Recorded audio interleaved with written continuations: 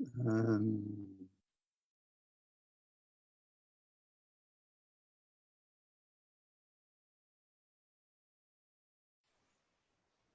so I thought I'd start just by explaining how I became interested in the Uiver. I was born in Albury, and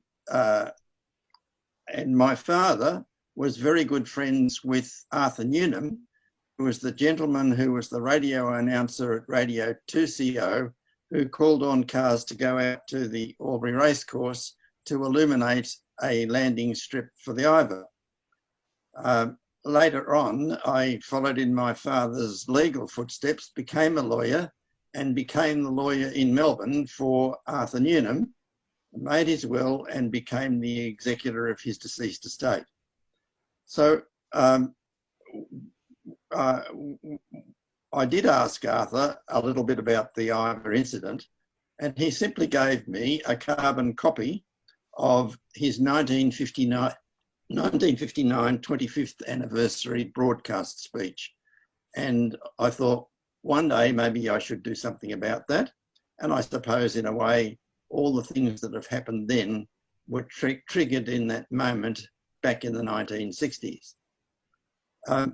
The story of the Douglas DC-2 really emerged from a crash of a Fokker trimotor in USA when its laminated wood panelling is thought to have become fractured as a result of penetration by water, and it came to grief.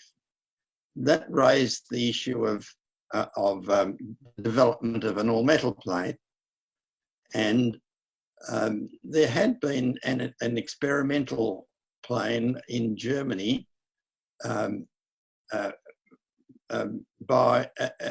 I think it was the Junkers J1 in as early as 1915. But it wasn't until the crash of the Fokker in around 1930 or so that things really got underway, and Boeing then developed the 247, which was a very great advance. But the difficulty with the Boeing was that its whole production line was consumed in supplying United Airlines, and TWA therefore had a need to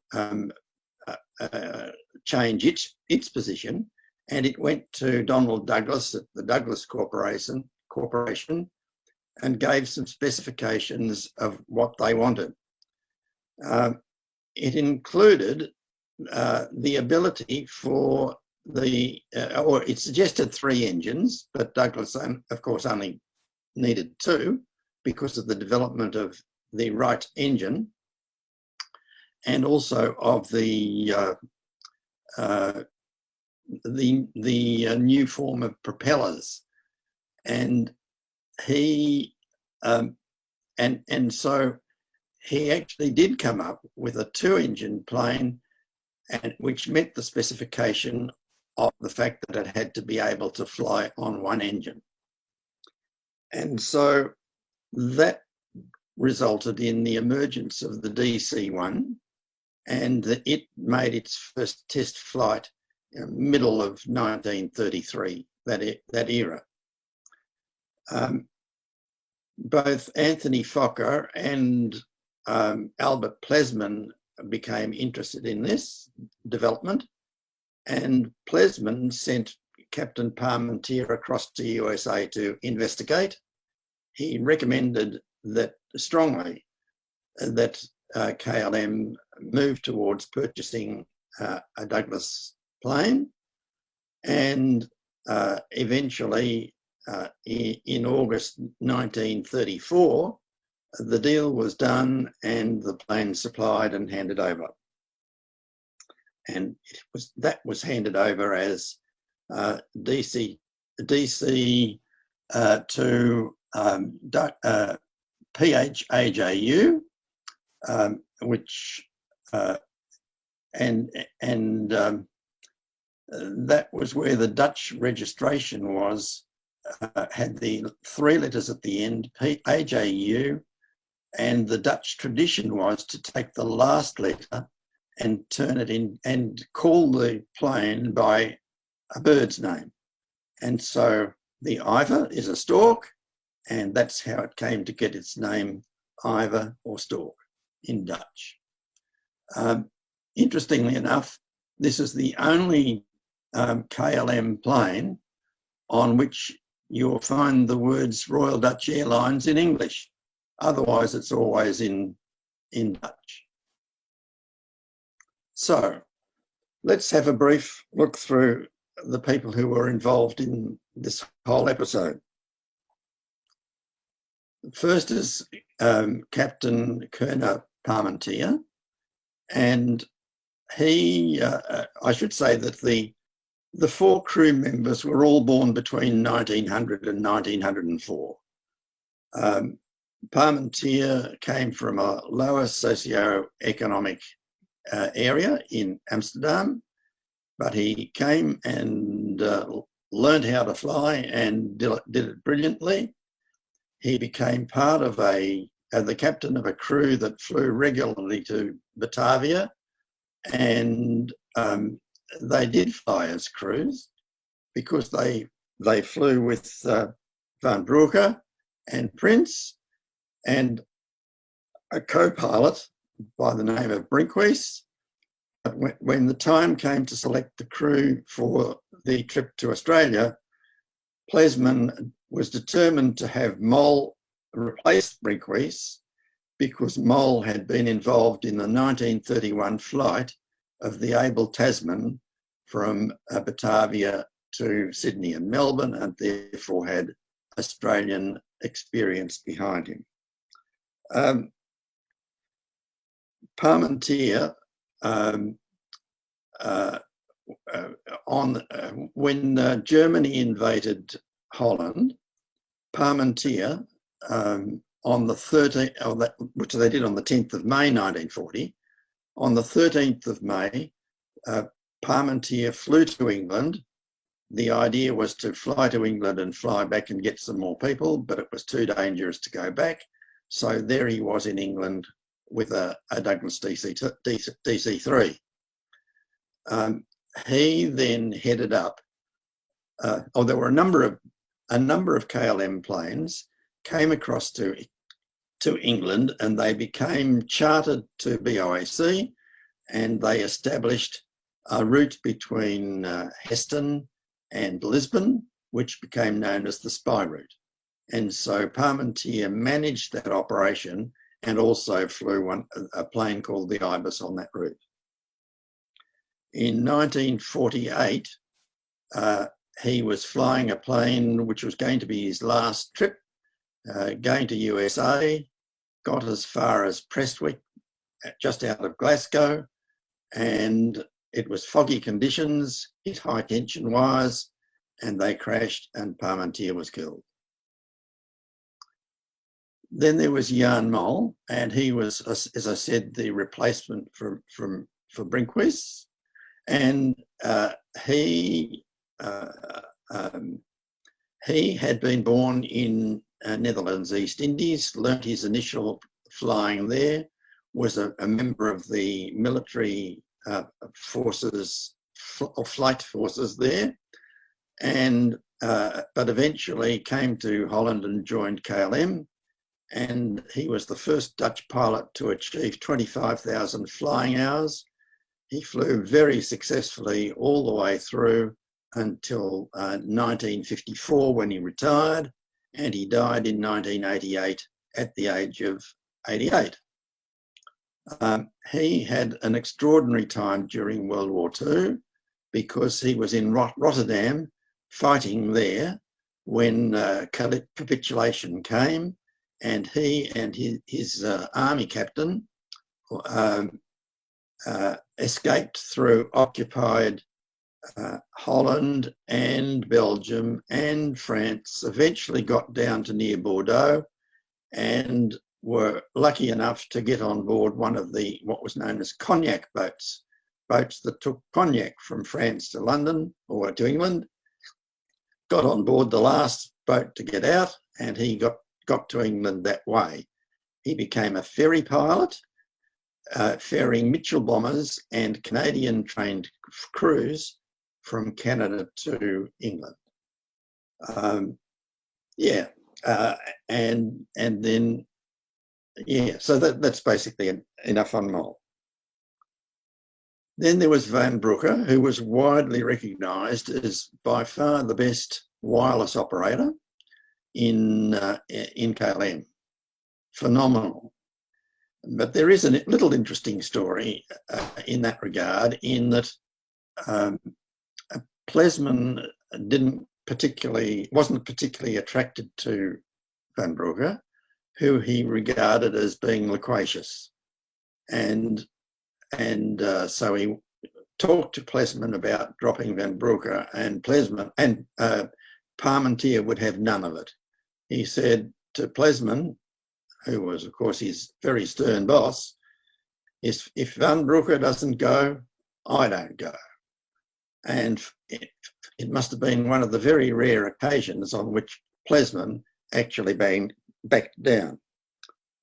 But Van Brugge had flown a Douglas DC-3 to Lisbon at the same time as the Germans came into Holland. So he was in Lisbon at the time of the capitulation in a plane whose name was Walp. Somebody may correct me later, but I think that's Woodpecker. And then he soon thereafter flew to London and became one of the crew members on the KLM plane called the Ibis, which flew that spy route. But on the 19th of April 1943, he was on board a flight which was piloted by Parmentier when they got attacked by Messerschmitts, and Parmentier dived, flattened out at 50 feet, and zigzagged, was shot at badly. The plane was hit very badly, but managed to zigzag and then climb into cloud and escape. Van Brugge was on board that flight. But then the Ibis, again, on the 1st of June 43, was flying the same spy route in what became known as Flight 777, about which there's a movie. And in that movie, you'll learn that the actor Leslie Howard was killed. The Germans apparently thought that Winston Churchill was aboard and shot it down as a result, and all those on board, including Van Brugge, were killed. Then the fourth crew member was Bauer Prince, and he grew up in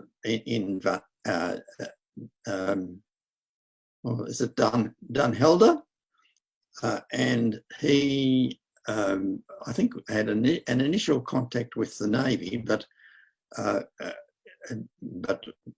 became part of the crew that flew to Batavia, and so he had many flights to Batavia before the Australian flight was attempted. Again, when war broke out in May 1940, he was not in Holland, he was in Curaçao in the Dutch West Indies. He was in charge of mechanical things for KLM there. In 1942, he went to the Royal Dutch Military Flying School in Jackson, Mississippi. He then got a posting to Squadron 120 in Canberra. And from there, he went to see Alfred Waugh in Albury, Alfred Waugh being the mayor of Albury at the time of the Uiver incident. And he finished up going with Squadron 120 to Dutch New Guinea, where he remained for some time before Plesman pulled him out and put him back onto KLM operations. He retired in 1961. So the passengers. Rolf Demaney was one of the passengers. He was a Dutch banker of the Dutch Bank of South America, and he was based in Rio de Janeiro. He was an extraordinary kind of guy, and I'll abbreviate his story, but he flew in all the four major forms of air transport. So he flew on the Uiver as an all-metal plane, on the Snip, which was a very famous wood and fabric Dutch plane, Fokker Trimotor. He also flew in flying boats in South America in order to go to various branches of his bank in other parts of South America. And he flew on two Zeppelins, the Graf Zeppelin and of all things, the Hindenburg. So I actually flew on the Hindenburg from Brazil, or from Brazil to Germany, about 6 months before the Hindenburg exploded in New York. He went to USA at the time of Operation Market Garden in 1944, in the belief that soon Holland would be freed. Of course, it wasn't, but he did actually remain in USA for the rest of his life. This is Pete Hillison, and Hillison was born a little earlier in 1879 and died in 1938, just 4 years after the Uiver incident. But he was he had an interest in aviation. He had a very great interest in travel. He was the son of an Arnold Hillison, who had formed his own bank called the Arnold Hillison Bank NV, and he was therefore seriously involved in the management of the bank, initially at Rotterdam, then at Amsterdam, and there's some suggestion that he may have been at Berlin at the time of the flight of the Uiver. When Alfred Waugh came to Holland in 1935 in August, it was Pete Hillison who was there to greet Alfred Waugh. There was an interesting situation there too, because when the plane was saved in Albury, Hillison and Demaney went down to the Globe Hotel, as did the others, but Hillison and Waugh went to the bar and they drank to their survival. And Hillison produced a box of cigars that he had brought with him from Berlin. And then when Alfred Waugh went to Holland, what did Hillison do? He either there or soon thereafter posted a box of Amarillo cigars, the box of which is now in the Albury Library Museum. Then there's Thea Rush, and Thea was the daughter of a Dutch brewer, and her mother was, the daughter of a German brewer, and her mother was Dutch. She became registered as Germany's first female pilot after World War I, but she did lose her two brothers in World War I, and therefore became an only child. And her parents were desperate for her to marry, which she never did. So there's no near relatives surviving of Thea Rush. Then in 1928, she became Germany's first acrobatic female flyer. And she also, about that time, became a member of the 99s Club, which was a club of women pilots formed in USA with Amelia Earhart as its president. She would have liked to have flown to Australia, But at that time, Germany, the ownership of a plane in Germany was not permitted, so she chose to go as a passenger instead. Yeah. She was the editor of a flight magazine in Germany, but she wrote glowing reports about the race, and that at that time did not fit with Germany's hierarchy, because they did not want attention drawn to the fact that Germany had entered a plane into the McRobertson International Air Race, but withdrawn it. And so her glowing reports of the race drew attention to something that German hierarchy did not want highlighted. She actually, after the war, she moved to Essen, and she lived there until her death. I think it's fair to say that she lived there in obscurity. So, race identities. Sir Macpherson Robertson, he's the Freddo Frog and Cherry Ripe man, the chocolate confectioner who made a fortune out of chocolate. And when the time came for the Melbourne and Victorian centenaries of 1934-35, he not only provided the money for the McRobertson Bridge across the Yarra for McRobertson Girls High School, but he provided the sponsorship for the McRobertson International Centenary Air Race. His idea was to try and promote an Australia that became closer to Europe because of a reduction in the time of flight for passengers, freight and mail.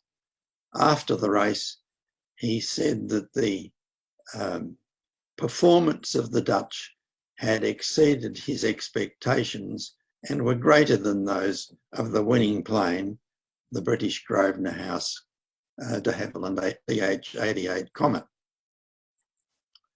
Then the last one is Plesman himself, and Plesman emerged, Plesman did get his licence as a pilot, and he became interested in aviation, but it was Plesman who was really responsible for a paradigm shift. Planes he saw as not war machines, but he saw them as machines that were capable of carrying passengers and freight. And that led him to promote an aviation exhibition in Amsterdam in 1919, which was outstandingly successful. Businessmen in Holland had moved towards the formation of KLM, and they asked Plesman to head it, initially as the number person was administrator.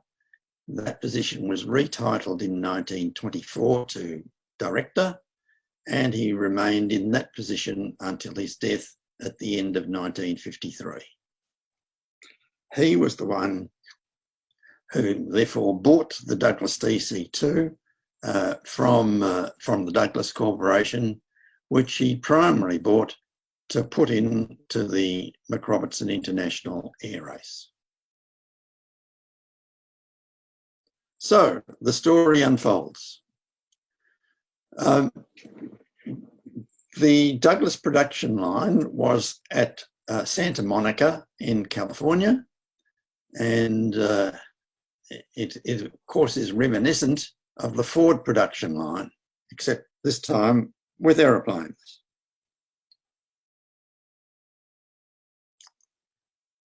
And here we are in August 1934, where the Douglas DC-2 Uiver, painted up in the livery suitable for use in Holland, comes out of the hangar, and with a handshake is handed over to Parmentier.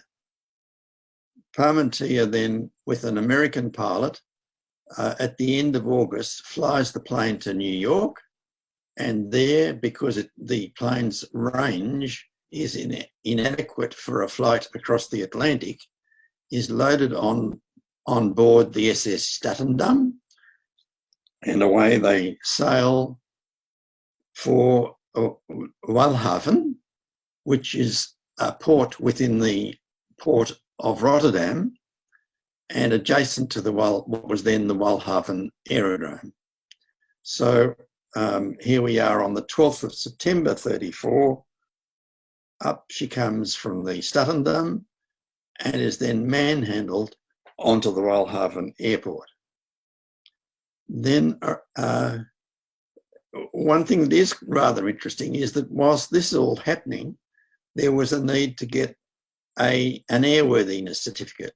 I won't have time to go into too much detail here, but that's the airworthiness certificate that was issued for the DC-2, the Uiver.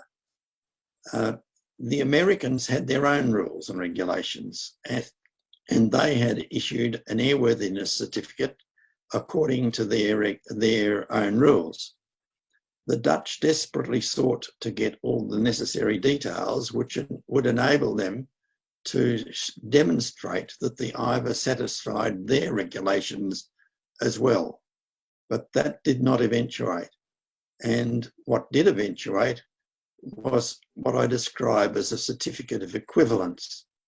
That is, the Dutch said, well, what we can certify is that this here is a plane that has met the American requirements, and we will allow it to fly based on that certification. One of the key things that was deficient in what the Americans supplied related to the tail design. And as the story unfolds, is that very tail that proves to be to give the Douglas DC-2 a characteristic flight performance, which became unsatisfactory in extreme weather conditions. So here we are on the 22nd, 23rd of September, and the Uiver has flown from Walhaven to Schiphol, and this is the welcome at Schiphol. What's interesting is that you can see how KLM is all close up, and Plesman didn't like the KLM all close up, so he established new branding standards in which the K and the M were painted out, and the K was replaced by K hyphen, and the M was replaced by hyphen M, and therefore we have the KLM that we know today. So that all happened in the period 8th to 13th of October, which is the period when it was repainted.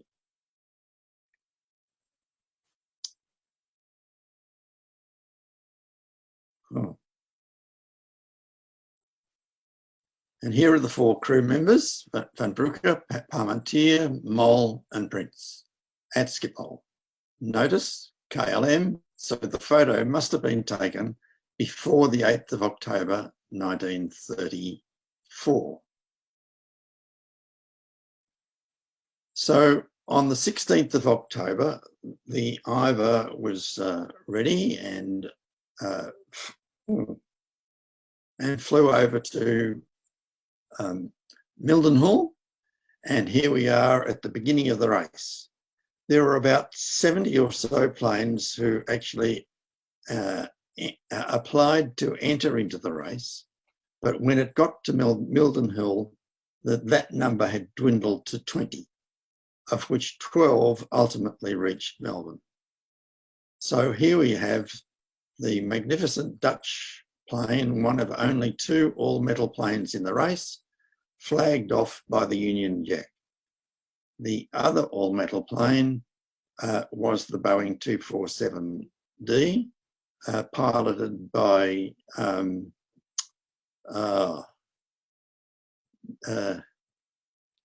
Turner, I think it is, and I've forgotten just for the moment, but Roscoe Turner.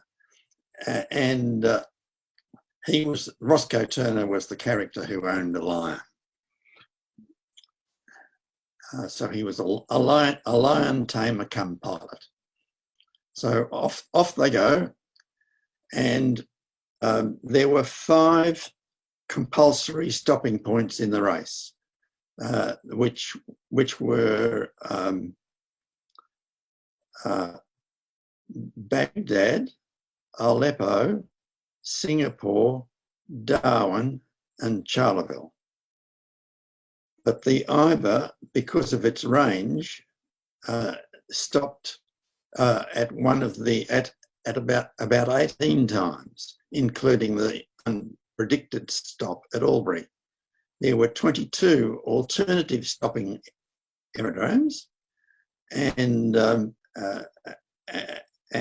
so the planes could land on any of those without being penalised in terms of race time.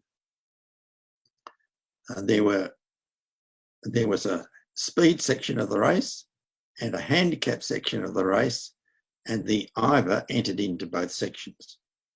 So after travelling all the way across through to Singapore and then on to Batavia, in which it followed its traditional KLM route to Batavia, which took it about 1,000 miles out of the direct route to Australia. It then took off from Batavia, had a couple of stops before, here we are, arrival in Darwin.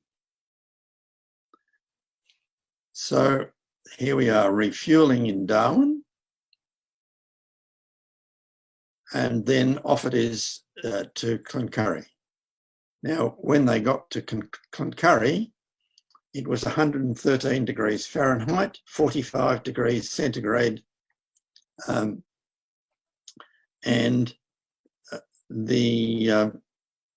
when the plane landed, Parmentier was told to go to another part of the aerodrome for refueling. So he taxied the plane over to the designated spot, only to be told that it wasn't the right spot and he should go back to the place where he'd started.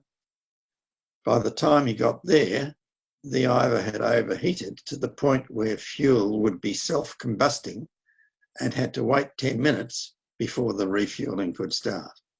Parmentier was not pleased. He was in a race, and at that stage, the Grosvenor House Comet, which was leading the race, had not yet reached Melbourne and had suffered some problems in one engine. But then it was on to Charleville, and here things were even worse. I should have mentioned actually back here that the other thing is that the local folk at Cloncurry were smoking cigarettes, much too close for comfort to the aviation fuel. But the policeman was too scared to tell them off because he thought this rough lot would get very angry. So this is where Thea Rush came into the picture, and she inquired as to whether they would like to go on their heavenly journey with the Douglas, and they very quickly dispersed. Then it was on to Charleville, and there, as far as Parmentier was concerned, he arrived at dusk and it was light enough to land. But what should happen but a red flare was sent up telling him not to land. And then sometime later, lanterns came out, they were laid out, and ultimately a green flare was sent off, and he was permitted to land. The only trouble was that the light lanterns cued him to land not on the runway, but just off the runway, and at the end of it, he got bogged in some muddy area. Anyway, they managed to get out of that, but again, Parmentier was most displeased because they knew the time of arrival. If they were going to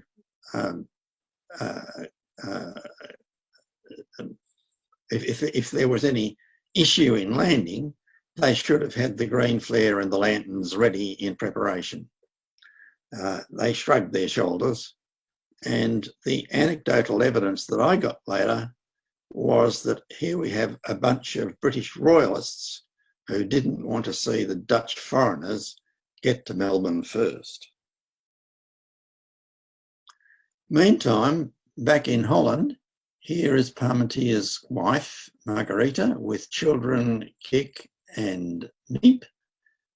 And there they are listening to their Philips radio. And look what's up on the wall. Map of the race with the Uiver flying towards Melbourne. Would their dad come back, or would their husband come back safely? So the Uiver set off from Charleville for Melbourne, and it was warned that there were unsatisfactory flying conditions ahead, but the Boeing was only 6 hours or so behind, and they decided to proceed because, of course, they wanted to get to Melbourne ahead of the Boeing. Here is Arthur Newnham, the radio announcer who I spoke of previously, and he was at home. The Uiver had flown overhead a couple of times. He knew there was some trouble. He couldn't reach anyone by phone because the phone lines to the Albury telephone exchange were all in use. So he jumped in the car with a guy by the name of Dowling, Barclay Dowling. And on the way down to the post office, they concocted the plan in which Newnham would call on cars to go out to the racecourse by breaking in on the radio broadcast, which was Radio Melbourne 3AR on relay, and call on cars to go out to the racecourse. In the meantime, Barclay Dowling would go out to the racecourse and help to muster the cars as they arrived. So that's the post office at night time when Newnham arrived, and the ABC studio was down the left-hand side on the first floor. The telephone exchange was also on the first floor, but up the tower end. And there was a guy by the name of Clifton Mott at the Border Mail, who was the sub-editor of the Border Mail. He actually made a phone call to the race headquarters in Melbourne, who suggested that he might try and shine a light to the Uiver and spell Albury in Morse code. And so Mott's initial action was to ask Robert Gillard, and this is Robert Gillard, to go to Monument Hill and flash the floodlights on the Albury monument with Albury in Morse code. But Mott got a brighter idea. What he did was to call the municipal electrical engineer, Lyle Ferris, and that's Mott. And what he did was to call Lyle Ferris, and he arranged with Ferris to meet him at the post office, and from there to go to the electrical substation with a view to using the substation master switch to flash the Albury street lights with Albury in Morse code. When they got to so Mott got to the post office, and there he bumped into Reg Turner, who was a postal inspector, and Reg Turner knew Morse code. So as soon as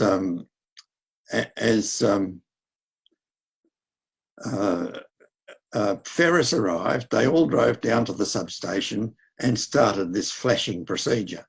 It was that ultimately attracted the Uiver, and the Uiver then saw not only the flashing lights, but also saw cars lining up in a crescent at the racecourse and knew that they were being queued to land. Now, this was being described by telephone. This is Bertie Peacock and his wife Beatrice with their children Edna, Donald and Noel. And Bertie Peacock was helping Barclay Dowling marshal the cars on the racecourse. Beatrice was on the phone back to the 2CO studio and describing events as they occurred. Newnham was then on another phone to Melbourne to Tom Beerup, who was the Victorian State Manager for the ABC, and Beerup was in turn in communication with radio announcers who were broadcasting the race to the world, so that when the Uiver did ultimately land, by the time its wheels had stopped rolling, the world knew that the plane was safe. This, amongst other things, was a remarkable radio event. Now, as the plane was lost and trying to find its way to Albury, down in Melbourne, they knew that it was lost because it was due at about somewhere between midnight and 12:30 and hadn't arrived. So Racehorse headquarters managed to get onto ships in Port Phillip Bay who turned on their searchlights in an effort to point the way to the Uiver if it was within visual range. One of the ships was the HMS Sussex, which had brought Prince Henry, the Duke of Gloucester, to Australia. The Uiver then dropped, when it was over the Albury racecourse, dropped 2 parachute flares, and this is one surviving flare, one surviving parachute. It checked out that it was safe to land and came in between two clumps of gum trees and landed safely, probably only because it was so muddy that it came to a sliding halt rather than consume a longer distance over dry territory. Eventually, after Alfred Waugh had managed to get a guard and a policeman to guard the Uiver, everyone came down to the Globe Hotel. And there, as I said, Domaney and Hillison drank to their survival, while the 4 crew and Theo Rush went off and got a couple of hours sleep. In the morning, they arose, and there's the Globe Hotel on the left and the post office where they had actually made some phone calls back to Holland and down to Melbourne the night before. And so off they drove to the Albury racecourse, back to the plane. And that's what they saw when they got there. The Uiver bogged up to its axles. So what they then decided to do, and I'll abbreviate the story, but they basically decided to use ropes to pull it. And the ropes, first of all, took it onto a 45-degree angle. In this photo, it's pointing north. They then pulled it back again, and from there it was able to rev up and go forward, turn around, go south down to the southern end of the airport, of the racecourse, and again point back in a northward direction from where it wanted to take off. But when it tried to take off, it went about 10 metres and got bogged again. So again, what they did was to remove all the contents from the plane, including the 55 mailbags, and lightened it considerably. They had already made the decision that only the 2 pilots would fly to Melbourne, and that the 3 passengers and 2 other crew members would go to Melbourne by car. So there they are, pulling the plane backwards again to hopefully at drier ground. And there they found a strip that they thought was drier, and a second attempt was made to take off. It bobbled along. Eventually it hit a bit of a rut and bounced up in the air, and that was the point at which Parmentier made the takeoff. It just took off. It just missed the fence at the other end of the racecourse, and away it went to Melbourne. That was at 9:55 a.m. on the same morning as it had landed. So then it got to the finishing line, which is a line across the across the Flemington racecourse, and there it is at the crossing the finishing line, and that was at 10:52 a.m. And then in it comes to land at Laverton, and we're up to 11:05 a.m. on the 24th of October. It goes into the hangar at Laverton, and then on the 31st of October, the Uiver goes off on at least one, possibly more joy flights. The Mayor of Albury, Alfred Waugh, accepts an offer for a joy flight. Sir Macpherson Robertson is out at Laverton, and he takes this opportunity to give gold medals to the Uiver crew and to the passengers. And here he is pinning a gold medal onto the lapel of Thea Rush. Now, here's the Mayor of Albury with the crutches, Peter Yellison on the left, Thea Rush and Rolf Demaney, with at least Thea and Rolf wearing their gold medals. And that's what the McRobertson gold medal looked like. And that's Demaney's gold medal in the Albury Library Museum.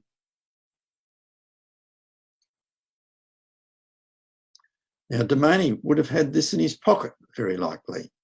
That's his KLM ticket.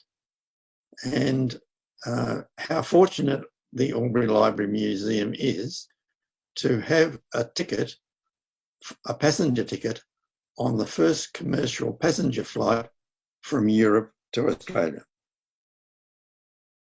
And not Qantas, KLM. Now, the prize money was extensive. It was £10,000 for first prize, plus a gold trophy valued at £650. Now, and here we are on the 10th of November with the race results ultimately declared. And here is Black on the left. Scott won in, with Black probably receiving the cheque for £10,000 from Prince Henry, the Duke of Gloucester. Also in the photo is Wing Commander Cole, and on his right is the Lord Mayor of Melbourne, Sir Harry Gongold Smith, and of course Sir Macpherson Robertson. And then Anton Backer received on behalf of KLM the cheque for £2,000 as the prize for the handicap section.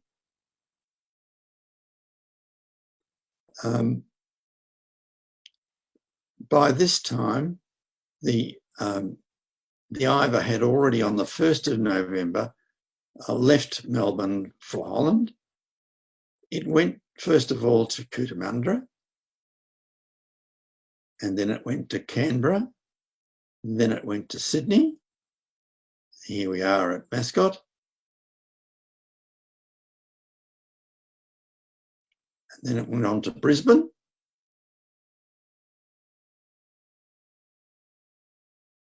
And then it went on to Cloncurry, Darwin, and on until it reached Batavia. So here we are in Batavia with, this would be Mole on the left-hand side here, with Parmentier in the jacket, and under the KLM at the door is a thick-set lady who was one of the passengers on the return journey, Lady Deborah Hackett Mulden, who came from South Australia. There were some festivities in Batavia, and each crew member was presented with a plaque. There was a plaque done for each crew member, but it was not presented in Batavia because the plaque itself had not been completed, because it only just got the details of the total flying time of the Uiver. But it was presented to crew members when they returned to Amsterdam, and the one that was given to Prince is held by the Albury Library Museum. And that's that plaque. If you put your elbows into your hips and put your hands out, that's about the width of the plaque. Contains on the top right-hand side the names of the crew members, and on the big areas, the rectangular area on the bottom left, there is the key flying times and places of landing for the Uiver. Oops. Then they flew a short distance to Bandung, and as they arrived at Bandung, they were escorted by an escadrille of planes, came in and landed, parked the plane in a hangar where it was guarded by Canil troops. Then they went off to lunch, and lunch was at the Grand Prianga Hotel, and it was had a French restaurateur and a special menu. And so this is a menu which is now held by the Albury Library Museum. And the second item of the menu, on the menu, is kangaroo tail soup of Albury. And also in Bandung, at festivities that night, each crew member was given a trophy, and that's the trophy that was given to Jan Mol, and that's very kindly been very recently donated to the Albury Library Museum. And if there's time, I have it in my room, and we'll be able to show you it later. On the Uiver went, and it got back to Schiphol, where it arrived in triumph to a crowd of 80,000 people. Here we have the crew and passengers have disembarked, and they are with their partners, so that on the far left is Van Broeke with his fiancée, and then on next is Parmentier and his wife Margarita. Then there is Dr. Hendrik Collijn, who is the Prime Minister of Holland. And then there is Jacquemina and Rolf Domaney. Then at the back, the tall gentleman is Piet Jellison. In front of him is Great Prince, and then Bauer Prince, and then there's Anna Mol and Jan Mol, and then on the far right is Albert Plesman and Lady Deborah Hackett Mulden. So having arrived at Schiphol, they then go up on a podium and they are each presented with their own Amsterdam City Medal. The Mayor of Amsterdam, Willem de Vrucht, is on the right, and Alderman de Haar is next to him, and he's there shown handing an Amsterdam City Medal to Van Broeke. So de Vrucht gave the speech and de Haar presented the medals. And that's the medal that was given to Bauer Prince, which again has been kindly donated to the Albury Library Museum. And there's the back of the medal.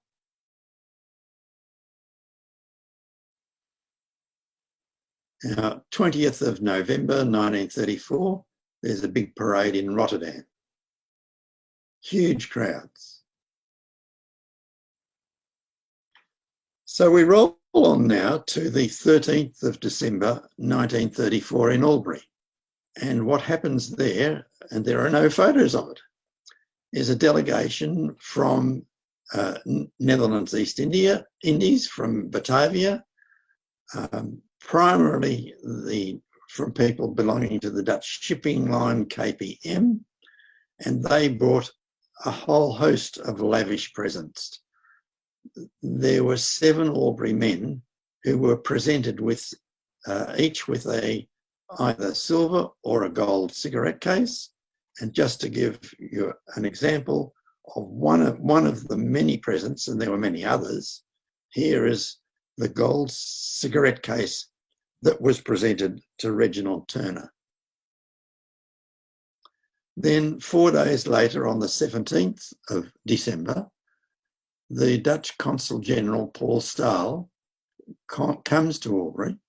They walk along Dean Street from the municipal offices, from the town hall, to the nearby Dean Square, and with the permission of King George V, Paul Staal invests Alfred Waugh as an officer of the Order of Orange-Nassau, on the order of Queen Wilhelmina. And there is Alfred Waugh proudly wearing his medal with, you'll notice, a rosette. And that's an Order of Orange-Nassau medal held by the Albury Library Museum, but it's not the original one, because in 1936, Waugh had it in his hotel in Melbourne and it was stolen. He needed to replace it, and that's the replacement medal, but it doesn't have a rosette. And then so that was on the 17th of December. Now we come 2 days later on to the 19th of December. And here we are at Schiphol Airport around about 3 o'clock in the morning, where the Uiver is preparing for takeoff. It's got a load of Christmas mail for Batavia.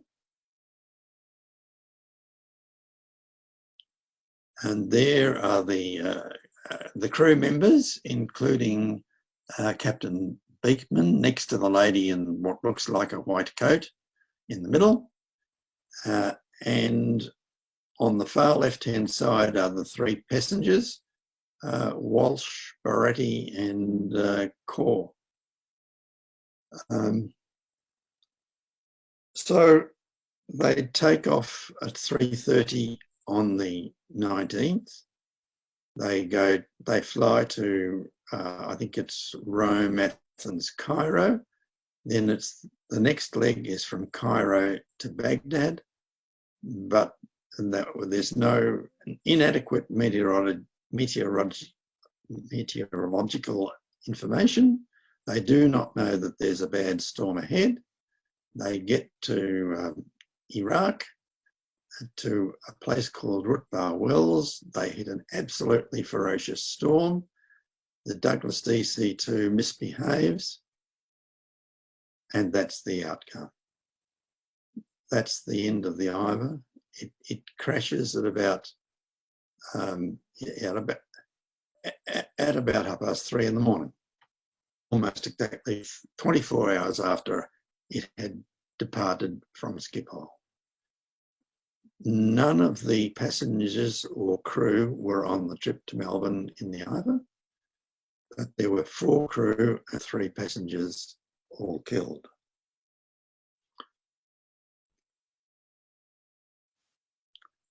So the next event is really Alfred Waugh and Fred Tietjens, an Albury solicitor, to make a goodwill mission to the Netherlands East Indies.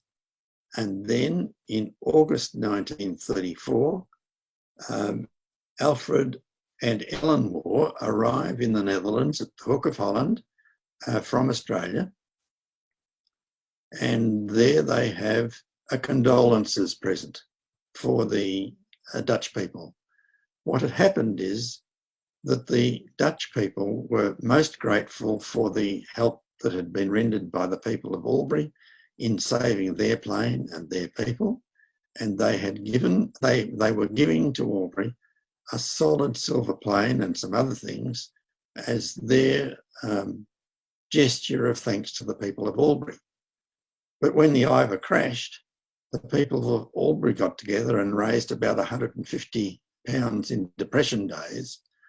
They engaged the sculptor for Melbourne's Shrine of Remembrance, Paul Montford, to make a statuette in which Australia is represented by a draped female figure with outstretched protective arm and a rampant crowned Dutch lion representing the Kingdom of the Netherlands, and on the side a scene of the Uiver being pulled out of the mud and the words Godspeed. So in that photo, you'll see how Alfred Waugh has got crutches and how Ellen Waugh has got a fox fur. The Albury Library Museum has the crutches, and also the fox fur. And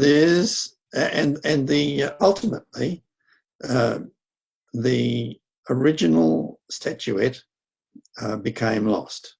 I tried to find it in 2014 without success. But again, Will Porio from Aviodrome tried again in 2017, I think it was, or might have been 18. Yes, I think it was 18. And he rang up his mate, the curator, Tom van der Molen, at the Amsterdam Museum. And Tom said, oh, it's in our storage area, or our storage depot, and we didn't know what it was. So what had been put there apparently in about 1962 and forgotten about was retrieved. But there's a comparable story with regard to a plaster version of the statuette, which Montford sent to the people of Albury so that they might know have an idea of what he had done for Holland. And that statuette had remained in Albury City Chambers all the way through till about 1976, but then it was moved to a building nearby, and in 1979 it was removed, as we now know, by the curator for repair because it had a broken arm, and it was not returned. Short story, ultimately 3 years later it was returned by the executor of the widow of the curator, and it's since been repaired and is now, of course, at the Albury Library Museum. So that's basically the story of the Uiver, but there is a bit of a sequel, and the sequel is the Uiver lives again, because in 1984 there was a reenactment flight of a Douglas DC-2 in Uiver livery, which was held in operating condition at Aviodrome, and it departed from Schiphol, I think in December 1983,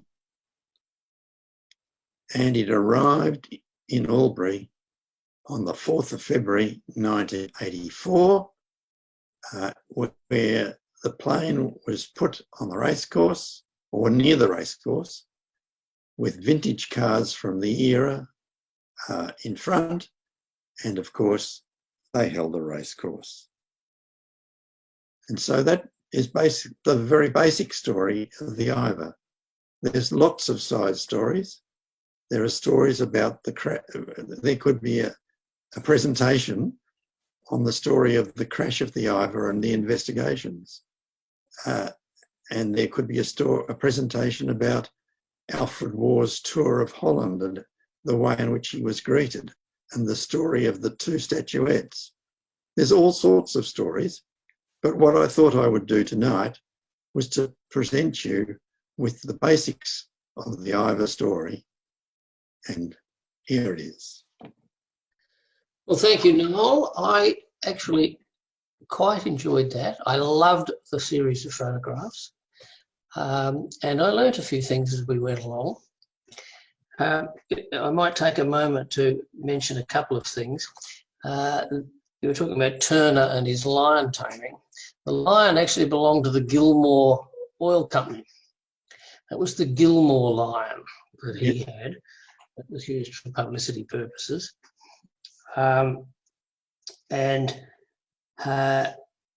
Interestingly, you mentioned the tail, but you didn't, the tail of the aircraft, but you didn't sort of wrap that up. I understand that was the early DC-2s had a very small fin area, and subsequently they enlarged it. That's correct. One of the Sid Marshall DC-2s, which was ex-RAAF, was under some sort of restoration at one stage, which never fully proceeded. And I was amazed, and I've never seen this anywhere else before. They didn't remove the tail, the fin, and replace it.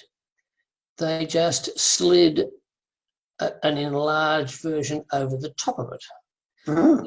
When in the restoration work, they took that off, and there was the original fin still sitting there underneath it. Wow. I thought it was pretty amazing. And only one other small thing was that if there are any of our Dutch friends still around and listening, I cleared the very, very last KLM flight, ex-Sydney, back to Europe as an air traffic controller at Sydney Airport. And my instructions to him at the time were he was cleared for takeoff and to fly blue side up, which seemed to go over the top of the phlegmatic Dutchman. And that's my little bit. Right. Just to add to that, there are 8 DC-2s left in the world. 3 of them are in Australia. One is the one you referred to as Sid Marshall's. There's a second one in Albury, which is the oldest surviving DC-2. And the third one is at Moorabbin, and the one at Moorabbin has the original tail. The second one that you mentioned that's at Albury, it is also ex-Sid Marshall. Yes, that's correct. And earlier than that, it was RAAF, and before correct. It was Eastern Airlines. Yeah. And if I can just, at the one at Moorabbin is actually got the Uiver's name painted on it and made up to look exactly. I think it must have been used as in a film or something like that. It's got the undercarriage and everything's there, but the wings are taken off at the moment. It's not on display, but it's quite fascinating to see it because it's obviously a forerunner to DC-3, of course, but it's there. And in reasonably good condition, I would have thought. Yes, I didn't mention that there were 198 DC2s, Right. but there were, if you include the variants to the DC3, like the Dakota, I can't give a precise figure, but I think it's something like 15,000, 16,000. It became the most, probably, or arguably, the most successful plane ever. So I think this DC2 at Moorabbin Airport is actually one that was, it's an ex-Air Force aircraft, I think, from what I can tell of the information in that little booklet. Yes, I think that's right. But I really, thanks for the presentation. It was excellent. Enjoyed it. Any other questions? I also loved the presentation. It was so fascinating. You did a fabulous job, and I was spellbound. Great. It's a great story. It's a story that, sort of brings a lump to your throat, doesn't it? Yes. Yeah. That's the autobiography of Lawrence Hartnett, who was the Motors Holdens in the 30s. And he tells the story of the landing of the DC-2 in Melbourne. And Williams, who was Group Captain Williams, the chief of the Air Force at the time, said, come down to the airport quickly and have a look at the DC-2. And he said, we've got to have modern aircraft in Australia. We're going to need them. And the conversation ensued, as a result of which letters were written to the chief of BHP Smelters, which was a different division, ICI, and General Motors. And they all put in £10,000 each to form Commonwealth Aircraft Corporation. And the result was, of course, that we had Wirraways to get shot down over Rabaul instead of Hawker Harts. But the Hartnett's autobiography clearly traces the origin of CAC to the visit of the Uiver. So, interesting little sideline. Yeah. But look, a wonderful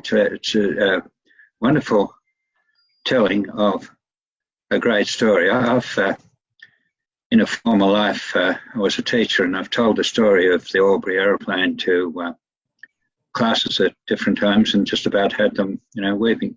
It's great, fabulous story. I don't know whether you can see it, but that's the mole. Yeah, great. And I also have another interesting item that was also given to Noel, but this is related to his 1931 Abel Tasman flight. So he gets back to Bandung, and the crew members are each given a silver mug, and that's Noel's silver mug.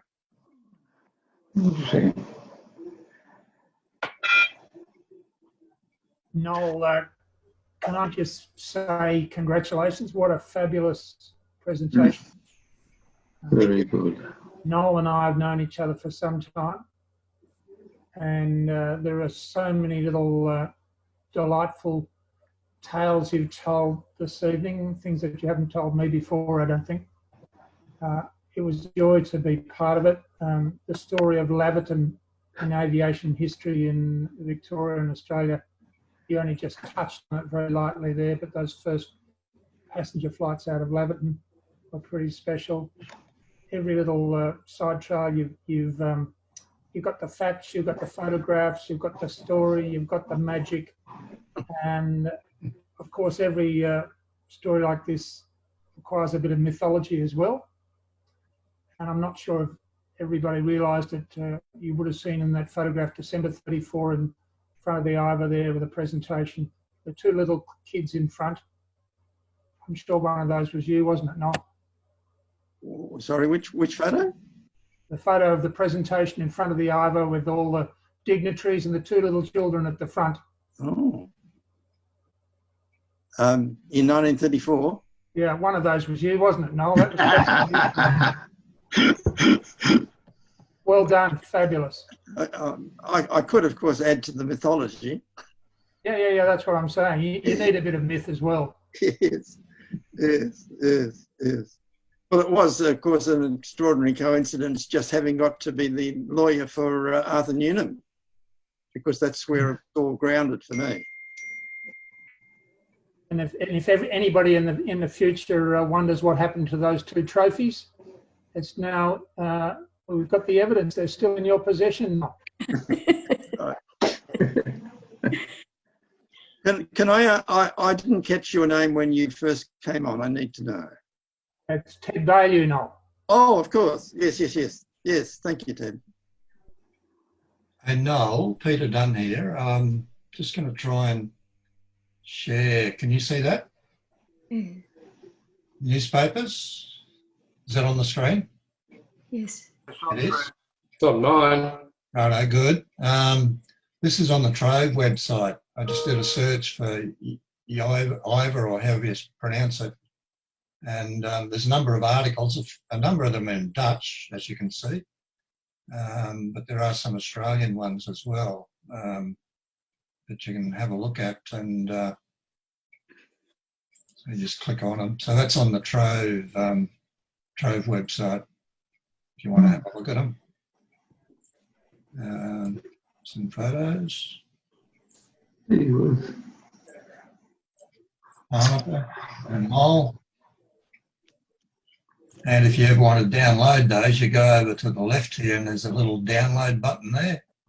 You just click on that and then select PDF, and then it'll prepare, and then you view it. And then when it loads, which it'll do shortly. Very good. You can then download that to your computer as a PDF file. Internet's obviously a bit slow tonight. So there's quite a few articles there. So you just click, well, I'm on a Mac, which you are, Noel. So you just click on that up there and save it to your hard drive. Oh, thank you. Okay. I might, yes. I'm wondering if there's some way of circulating the URL. Yeah, I've already emailed it to you, mate. While you were talking, you should have it in your email already. Right. So it's a matter of just, so I've just used those 2 words to search. So you can try a few other combinations. You know, I used charlable, but if you got rid of charlable, you might find a lot more articles. Yes. Okay. Yes. And then if you go, where am I? I'm not used to this new website. They've changed And ruined it. So, they sort of ruined it. Not as bad a job as what the Warmer Memorial did to theirs. They absolutely ruined theirs. There's one photograph of the Uiver, and there's a something that looks like a book by the looks of it. So there's a number of things about the plane there. I'll just click on that photo. Yeah, so anyway, just thought I'd show you that.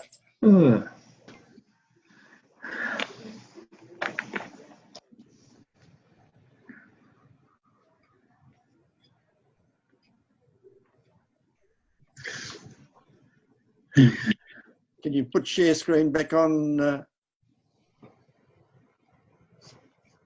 Who's that, Noel? Did you say that? Oh, yes. I haven't got the group anymore. You can put the share screen on yourself if you want to. Oh, okay. I'll